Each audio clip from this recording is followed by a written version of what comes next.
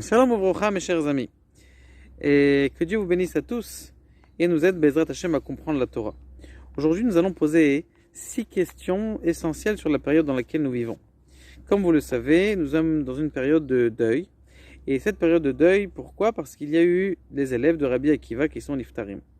Or, il n'y a pas eu quelques élèves, il y a eu 24 000 élèves Rabotai.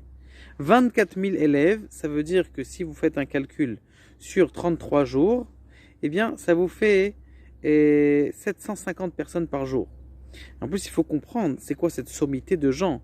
C'était pas des gens qui étaient des stams, on va dire des élèves. Même ça, on se serait attristé. Mais là, on s'attriste parce que justement, ce sont tous des gens qui parlaient avec des malachim, des gens qui, au-dessus de leur tête, eh bien, il y avait des oiseaux qui passaient, qui brûlaient. C'était vraiment des gens d'une envergure extraordinaire. Lo alenu, lo alechem. Voilà, il y a dernièrement un Rishon LeZion qui est niftar. Lorsque le Rav Ovadia, par exemple, est niftar, il y a eu des millions de personnes dans les rues. Là, a priori, c'était comme l'époque de maintenant, où justement, lorsqu'il y avait un tzaddik qui est niftar, on ne peut pas aller à son enterrement. Pourquoi? Parce qu'on a peur d'être aussi nidbak, aussi d'être contaminé. Et donc il y avait 750 sommités tous les jours qui mouraient, et Rabbi Akiva qui était là, et qui disait tout simplement, Akadosh Baruch Hu, lui il est émet, il sait ce qu'il fait. La question qui se pose, il y en a 6 ou 7 même, qu'on va essayer de répondre pour essayer de comprendre et de mettre de la lumière dans tout ce inyan. Alors, première question, comment ça se fait qu'il y a 24 000 Talmidim qui meurent? Pourquoi 23 200 ou 22 000? Pourquoi spécialement 24 000? D'où est-ce qu'il est ce chiffre? Deuxième question qu'on peut poser, a priori il est marqué que Rabbi Akiva, lorsqu'il est mort, eh bien, ces Talmidim lui ont demandé juste avant que son âme s'en aille. Il lui dit, Rabbi, jusqu'à là, il faut servir Dieu. Et qu'est-ce qu'on répond? Et qu'est-ce qu'il répond? Il dit, toute ma vie, j'ai attendu mourir à être Mekayem, Bechol Meodecha, c'est-à-dire de apprendre la Torah, d'accomplir la Torah de toutes mes forces. C'est-à-dire quoi? Quelqu'un, il attend, bah tiens, quand est-ce que je vais mourir? Quand est-ce que je vais mourir pour Al-Kiddush Hashem? Il y a quelqu'un qui attend comme ça. Troisième question qu'on peut poser, comment est-ce que Rabbi Akiva, il se marie avec une femme qui, a priori, est la femme d'un rachat, Tournos-Tropos? Elle s'est convertie en effet, mais pourquoi est-ce qu'il a trouvé un chidour comme ça? Comment ça se fait? Est-ce qu'il y a une raison? Quatrième question qu'on peut poser, c'est que lorsque son âme est morte à Rabbi Akiva, son âme est montée plutôt, et, eh bien, il est marqué à Shrech Rabbi Akiva que tu es monté au monde futur. Mezuman Chayolam, tu es invité au monde futur. Qu'est-ce que ça veut dire invité au monde futur? La cinquième question qu'on pose, c'est qu'on sait très bien que Moshe Rabbeinu, il est monté au ciel. Il a demandé à Kadosh Baruch Hu, montre-moi les rabbanim qu'il y a dans la génération. Il a montré Rabbi Akiva avec 24 000 talmidim, un shiur extraordinaire, un shiur klali, un shiur général immense. Et il y a Rabbi Akiva. Et il lui dit, montre-moi c'est quoi son salaire, qu'est-ce qu'il a gagné. Et qu'est-ce qu'il lui a répondu? Il lui a montré, voilà, comment est-ce qu'il meurt. Ça veut dire qu'ils prennent son corps et ils lui arrachent avec des fourches de feu brûlées. Alors, il dit Rabbi Akadosh Baruch Hu, Zo Torah vezo srara, c'est ça le salaire de la Torah. Et les malachim aussi, ils ont dit, ça c'est le salaire de la Torah. Ce qui s'est passé, c'est que Akadosh Baruch Hu, il ne lui répond pas. Et il lui dit Shtok Beni Shtok. D'ailleurs, c'est une question que on pose souvent lorsqu'il y a une difficulté dans le monde. Eh bien, on se dit à Akadosh Baruch Hu, comment ça se fait? Eh bien, on n'a pas de réponse. On a Shtok Beni Shtok. Est-ce qu'il y aurait une réponse? Peut-être envisageable. Sixième question qu'on peut poser, il dit comment ça se fait que Rabbi Akiva spécialement, on sait très bien que un homme, il y a Kadosh Baruch Hu, lorsqu'il fait quelque chose, il fait toujours mida keneged mida, mesure pour mesure. Comment ça se fait que Rabbi Akiva, un grand tzaddik comme ça, eh bien on prend sa chair et on lui arrache avec des fourches de feu? Surtout que c'était un grand tzaddik, et pourquoi spécialement? Surtout que le Maharsha, il explique que ce n'était pas qu'une fois dans sa vie, Rabbi Akiva un jour et il est mort. Et là, c'était 30 jours, 30 jours. Il y avait tous les jours un bourreau qui venait et qui lui arrachait sa chair. Et c'est Talmidim qui lui dit jusqu'à là, Rabbi. Donc ça, c'est ces questions. Septième question pour Kenegel les 7 Sphirot. Septième question, comment ça se fait que les Talmidim, ils n'étaient pas Noheg Kavod Zelazé? Pourquoi Béhémet, c'est des grands tzadikim, comme on va le dire, pourquoi est-ce qu'ils n'ont pas honoré l'un l'autre? Eh bien, la réponse, il faut la répondre tout simplement avec une réponse qui donne une réalité de toutes les autres questions qu'on a sur la souffrance dans le monde. Toutes les autres questions qu'on a de la souffrance dans le monde. C'est quoi toutes les questions qu'on a de la souffrance dans le monde? Eh bien, c'est que on est ici dans un moment qui est intenté. Je donne juste un petit machal qui est très important et qu'on peut raconter de façon longue, mais rapidement. C'est un monsieur donc qui a rencontré et qui avait un ami. Cet ami, il est dans le petit phare, il habite comme ça dans la campagne, et l'autre, il est parti à la grande ville. Malheureusement, celui qui est parti à la grande ville a mangé du chocolat, il a mangé des choses qui ne sont pas très saines, et donc il a été obligé d'avoir un problème de cœur. Il appelle le docteur, le docteur il lui dit, le cardiologue il dit, écoute, j'ai pas d'autre solution pour vous, mon cher ami, c'est uniquement que de vous changer de cœur, faire une greffe. Et combien de temps ça va prendre? Ah, écoutez, il faut que trouver un donneur, c'est compliqué, verrouler. Donc il appelle tous les jours, sa famille ils appellent pour savoir est-ce qu'ils ont reçu un cœur qui est compatible, oui ou non. Et ce qui se passe, c'est que un beau jour, eh bien, ils ont trouvé un cœur qui est compatible. Ils arrivent le jour de l'opération et celui-là, son ami du phare, le phare lointain, le petit village paumé, il ne connaissait pas la grande ville, il vient voir son ami, où est-ce qu'il habite, il cherche l'adresse, il n'est pas là, on lui dit il a telle adresse, à l'hôpital, il arrive à l'hôpital, il cherche, il n'est pas là, il descend en bloc opératoire, et ce qui se passe, c'est qu'au bloc opératoire, eh bien, il voit son ami. En effet, il le reconnaît avec quelques années de plus, mais il le reconnaît. Et il lui dit comme ça. Et il lui dit, il le regarde, et il est en train de voir quelques personnes qui sont autour de lui. Et ces gens, ils prennent un couteau et ils sont en train d'essayer de le couper. Et ils commencent à taper. Hey, qu'est-ce qui se passe? Pourquoi est-ce qu'on le frappe? La police, appelez la police. Donc la police, effectivement, elle vient, mais elle n'attrape pas les docteurs, elle attrape lui. Elle dit arrêtez, laissez-les tranquilles, laissez faire l'opération comme il se doit. Et donc, ce qui s'est passé, c'est que c'est Bidiouk notre effet. On dit ah, comment ça se fait qu'il est mort si jeune? Mais tu sais pas ce qui s'est passé avant, tu sais pas qu'en vérité, Akadosh Baruch Hu, il est en train de le guérir. Donc, c'est la raison du Gilgul. Et nous, on est dans un tenté, on se pose la question, ah, comment ça se fait, c'est pas juste.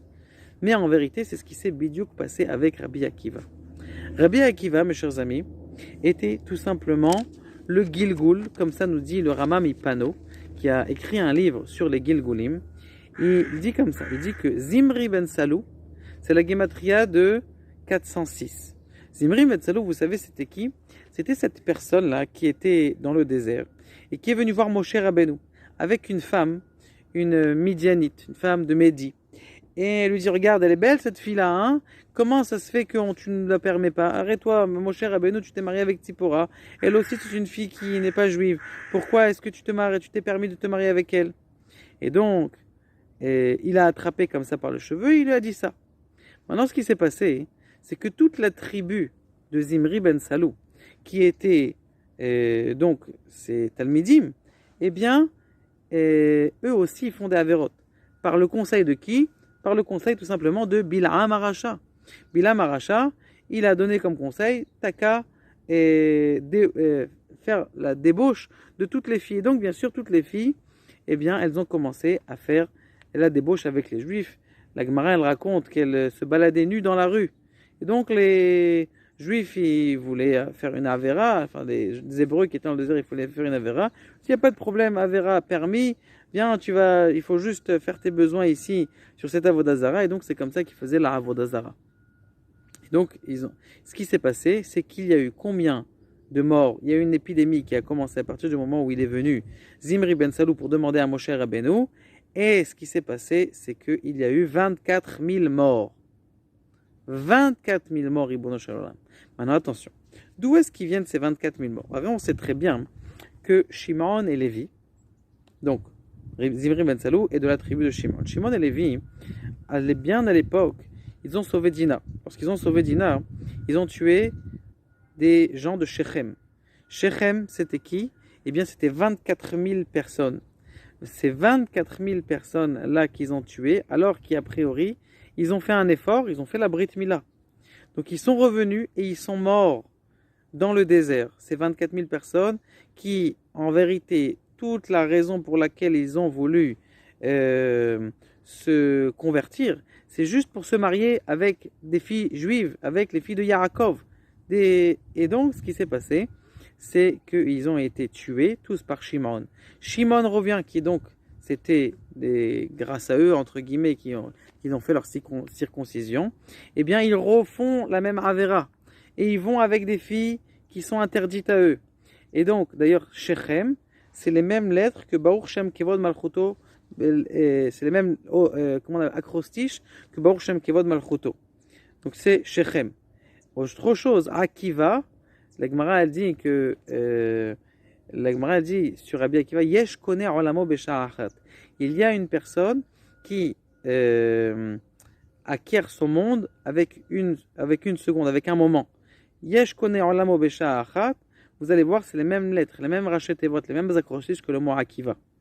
Donc maintenant, ce qui nous reste à poser la question, c'est donc que Zimri ben Salou, donc, c'est le Rabbi Akiva, c'est le Gilgoul de Zimri ben Salou. Combien de Talmidim il perd Rabbi Akiva? 24 000. C'est quel Talmidim qui perd? C'est pour faire le tikkun de ce qui s'était passé dans le désert, qui ont été avec des filles. Maintenant, comment ça se fait qu'ils ont lo nahagu kavod zevazé? Pourquoi Béhémet, on a posé la 7e question? Comment ça se fait qu'ils n'ont pas honoré l'un l'autre? Eh bien, la réponse, elle est simple. Pourquoi est-ce qu'ils ne nous ont pas honorés? Parce qu'eux, ils se connaissaient. Si nous, on connaissait qui le Gilgoul et le Rama Mipano, qui est pas un contemporain, mais en tout cas dans les Acharonim, ça fait partie des Acharonim, eh bien, s'ils savaient, eux, c'est sûr que les Talmidim de Rabbi Akiva, ils savaient qui ils étaient. Et donc, ils étaient des gens qui ont fait d'Avera. Donc, c'est pour ça qu'ils ne donnaient pas d'honneur l'un à l'autre. Parce qu'ils disaient, ah, toi, ton Gilgoul, t'es un Gilgoul d'un Racha. Et donc, c'est pour ça qu'ils ne donnaient pas de kavod l'un à l'autre. D'accord? Donc, maintenant, comment ça se fait que Tournos Tropos et la femme de Tournos Tropos, en tout cas, se marie avec Rabbi Akiva? Eh bien, Rabbi Akiva, il est dans la même situation dans laquelle il était avant. C'est quoi la situation dans laquelle il était avant? Rabbi Akiva, donc on a dit que c'est Cosbi.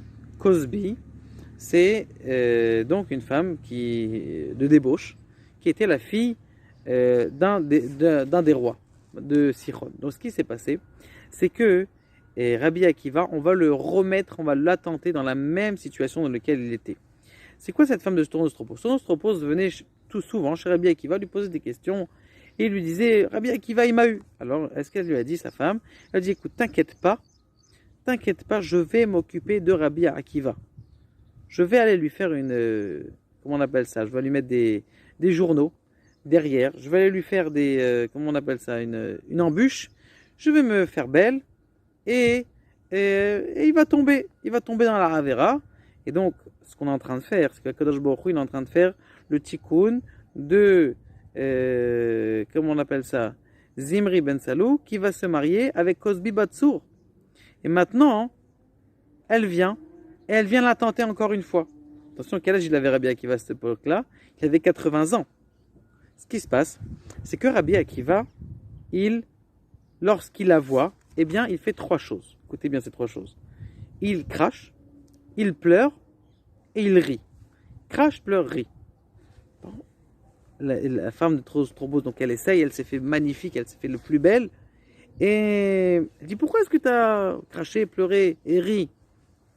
Alors, Rabbi Akiva lui dit, écoute, pour 3 raisons. Première raison, je crache parce que je sais que nous sommes d'une tipa seroucha.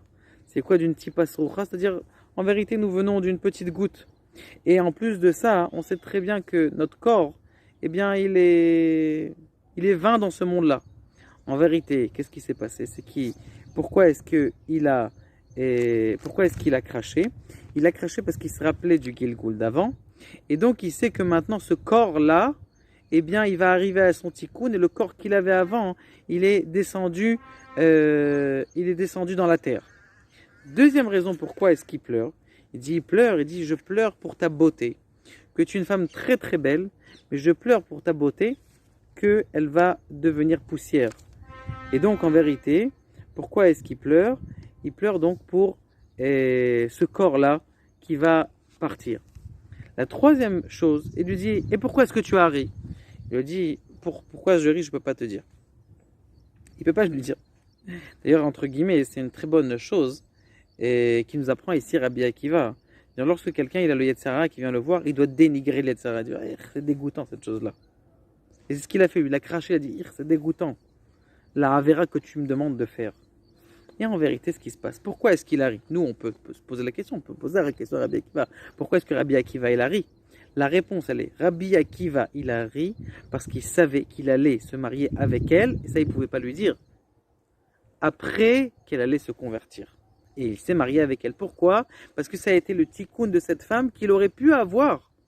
La différence entre Moshe Rabbeinu et lui, c'est que Moshe Rabbeinu, il a converti Tzipora.